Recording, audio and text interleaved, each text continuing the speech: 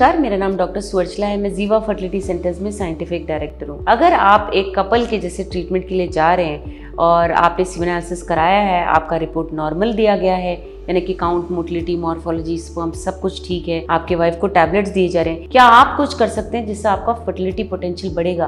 क्या आप कुछ सावधानी परख सकते हैं जिससे स्पर्म्स का भी पोटेंशियल कैपेसिटी अच्छा हो सकता है? डेफिनेटली सीमेन एनालिसिस एक बहुत इंपॉर्टेंट रिपोर्ट है। उसको नॉर्मल दिए जाने पर इसका मतलब ये है कि शायद आपका फर्टिलिटी पोटेंशियल ठीक है, मगर ये जान लीजिए फर्टिलाइजेशन का कैपेसिटी कोई ठीक से बता नहीं सकता, क्योंकि जो न्यूक्लियस, जो डीएनए स्पर्म के हेड के अंदर है, अगर उसमें कोई भी डिफेक्ट रहा तो भी आपका फर्टिलाइजेशन कैपेसिटी कम हो सकता है। और ये जानना 2-3 टेस्टों के अलावा कुछ नहीं है, और ठीक से कोई नहीं बता सकता कि स्पर्म का फर्टिलाइजेशन कैपेसिटी ठीक है या नहीं, केवल सीमेन एनालिसिस के माध्यम से नहीं बता सकते हैं। इसीलिए आप कुछ चीज़ें कर सकते हैं जिससे आपके स्पर्म्स का हेल्थ अच्छा रहेगा, और जो भी ट्रीटमेंट आपके वाइफ करा रहे हैं, या वो टैबलेट्स हो सकता है जिससे अंडे का रिलीज देखा जा रहा है और आप दोनों को मिलने के लिए कहा जाता है पर्टिकुलर टाइम में, या आईयूआई करा सकते हैं आप, जहां अंडे को रिलीज करने के बाद आपके स्पर्म सैंपल को लेकर प्रोसेस कर केवल अच्छे स्पर्म्स को गर्भ में डाला जाता है,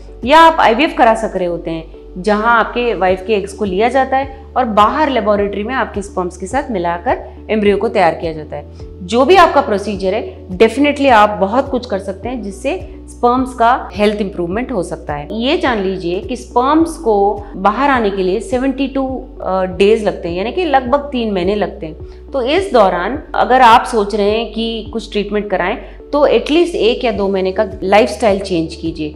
यानी कि अगर आप शराब बहुत पीते हैं, या आप स्मोक बहुत कर रहे हैं, या आप रिक्रिएशनल ड्रग्स ले रहे हैं, या आप बहुत ज़्यादा एक्सरसाइज कर रहे हैं, एनाबॉलिक स्टीरॉइड्स ले रहे हैं, कुछ ऐसे स्टीरॉइड जिससे आपके मसल बढ़ सकें, तो ये सब आपको रोकना पड़ेगा 1 या 2 महीने पहले, ताकि इसका असर कम हो सके और आपके स्पर्म्स के हेल्थ में इम्प्रूवमेंट हो सके।